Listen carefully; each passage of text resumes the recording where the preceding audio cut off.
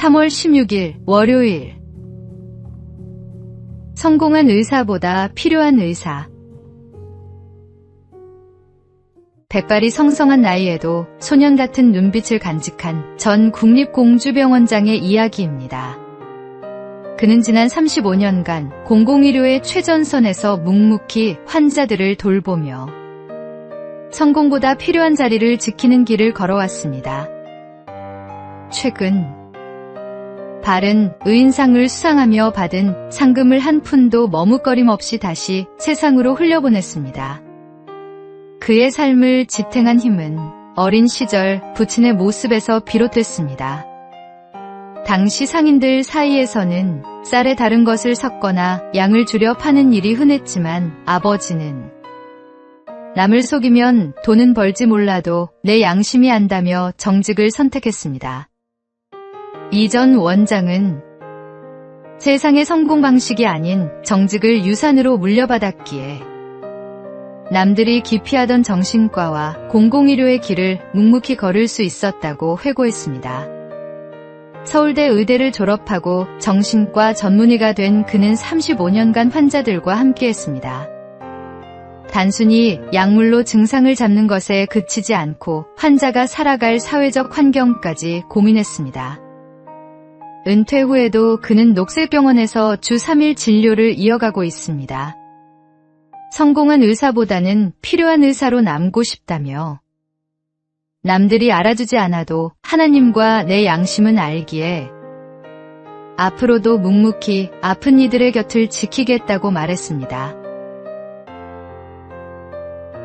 오늘의 말씀. 인자가 온 것은 섬김을 받으려 함이 아니라 도리어 섬기려 하고 자기 목숨을 많은 사람의 대속물로 주려 함이니라. 오늘의 만나. 세상이 인정하는 성공보다 하나님께서 기뻐하시는 필요한 자리를 찾아 묵묵히 섬기는 삶을 살아가십시오.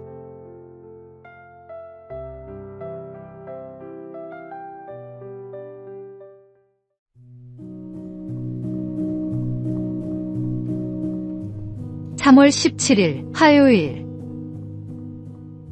돌 대신 손을. 2024년 아시안컵에서 한국 축구대표팀은 모두의 기대 속에 4강에 올랐지만 요르단전 패배로 탈락하고 말았습니다. 경기 내용도 결과도 아쉬웠기에 패배 직후 선수들을 향한 비난은 거셌습니다. 그 와중에 가장 큰 화살을 맞은 이는 젊은 에이스 이강인 선수였습니다.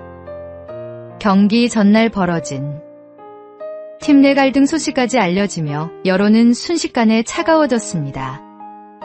그러나 주장 손흥민 선수의 태도는 달랐습니다. 그는 공개적으로 이렇게 말했습니다. 모든 책임은 주장인 제게 있습니다. 강인이도 누구도 혼자 책임질 일은 아닙니다. 우리는 한 팀입니다. 그 한마디는 분노로 들끓던 분위기를 잠시 멈추게 했습니다. 이후 이강인 선수는 진심 어린 사과와 함께 더 성숙한 모습으로 돌아왔고 대표팀 역시 그를 다시 품었습니다.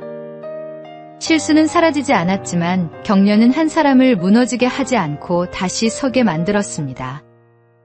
누구나 실수할 수 있습니다. 그러나 실수보다 더 중요한 것은 그 다음의 태도입니다.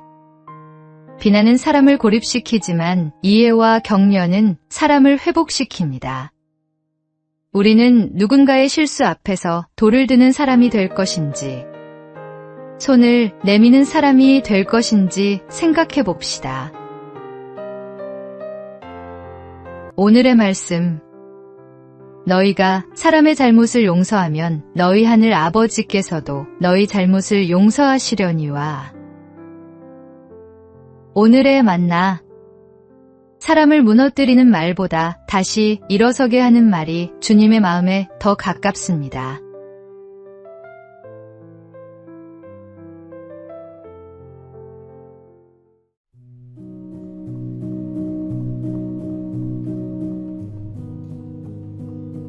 (3월 18일) 수요일. 가장 낮은 곳에서 높은 산에서 물이 흐르는 것을 보신 적 있습니까? 물은 언제나 가장 낮은 곳을 향해 흐릅니다. 높은 곳에 머무르려 하지 않고 골짜기와 계곡을 따라 아래로 내려갑니다. 그렇게 낮은 곳으로 모인 물은 시냇물이 되고 강이 되어 결국 바다에 이릅니다. 만약 물이 높은 곳에 머물고 싶어 했다면 어땠을까요? 금방 증발해버리거나 고여서 썩어버렸을 것입니다. 하지만 물은 낮은 곳을 향해 흐르기 때문에 생명을 살리고 곡식을 자라게 하며 갈증을 해소합니다. 하나님의 은혜도 이와 같습니다. 성경은 하나님이 교만한 자를 물리치시고 겸손한 자에게 은혜를 주신다고 말씀합니다. 은혜는 높은 곳이 아니라 낮은 곳으로 흐릅니다. 자기를 낮추는 자에게 하나님의 은혜가 흐르고 그 은혜는 다른 사람들에게까지 생명수가 됩니다.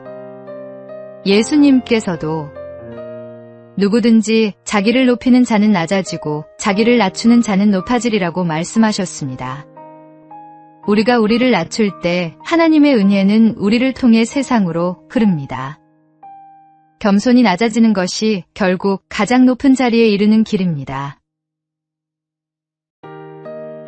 오늘의 말씀. 하나님이 교만한 자를 물리치시고 겸손한 자에게 은혜를 주신다 하였느니라. 오늘의 만나. 높아지려 하기보다 낮아지는 것이 하나님 은혜의 통로가 됨을 기억하십시오.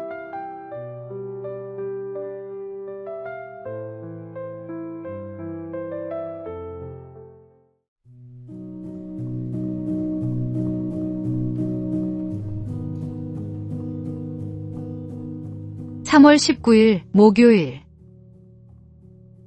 빈 들판의 나무. 빈 들판 한가운데 홀로 서 있는 나무가 있었습니다. 사람들이 물었습니다. 숲속에 있는 나무들은 서로 의지하며 자라는데 홀로 서 있는 당신은 외롭지 않습니까? 나무가 대답했습니다. 외로울 때도 있습니다. 하지만 저에게는 숲속 나무들이 갖지 못한 것이 있습니다. 사람들이 궁금해하며 물었습니다. 그게 무엇입니까? 나무가 말했습니다. 뿌리입니다.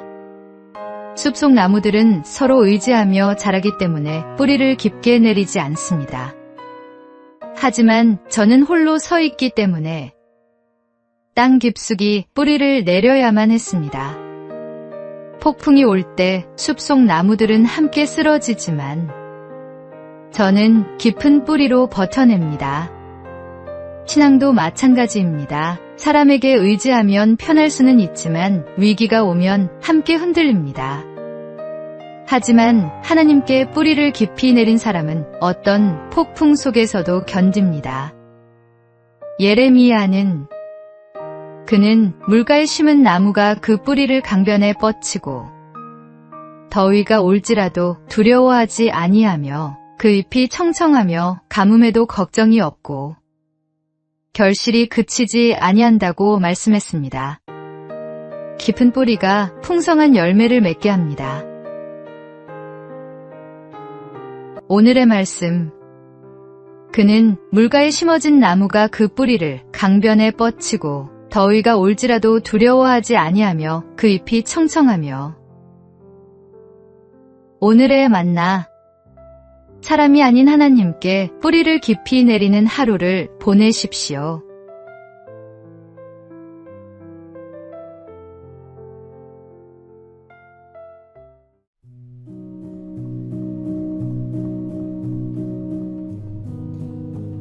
(3월 20일) 금요일.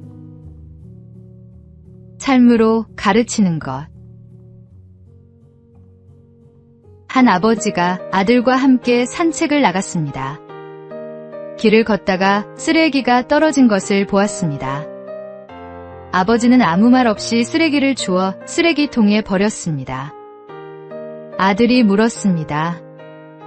아빠, 왜 우리가 버린 것도 아닌데 치우세요? 아버지가 대답했습니다. 이 거리는 우리 모두의 것이니까 누가 버려든 상관없이 깨끗해야 모두가 기분 좋게 지낼 수 있잖니. 며칠 후 아버지와 아들이 다시 같은 길을 걷고 있었습니다. 이번에는 아들이 먼저 쓰레기를 발견하고 주워서 쓰레기통에 버렸습니다. 아버지가 물었습니다. 왜 주웠니? 아들이 대답했습니다. 아빠가 그러셨잖아요. 이 거리는 우리 모두의 것이라고요. 아버지는 아들에게 쓰레기를 주우라고 말한 적이 없었습니다. 하지만 아들은 아버지의 행동을 보고 배웠습니다. 가장 강력한 교육은 말이 아니라 삶입니다. 100마디 말보다 한 번의 행동이 더 큰 가르침을 줍니다. 우리의 삶이 주변 사람들에게 가르침이 됩니다. 예수님께서도 너희는 세상의 빛이라고 말씀하셨습니다. 말로 가르치기보다 삶으로 빛을 비추는 것. 그것이 진정한 신앙인의 모습입니다. 오늘 나의 삶이 누군가에게 좋은 본이 되고 있는지 돌아보아야 할 때입니다.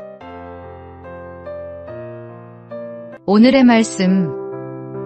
너희는 함께 나를 본받으라. 그리고 너희가 우리를 본받은 것처럼 그와 같이 행하는 자들을 눈여겨보라.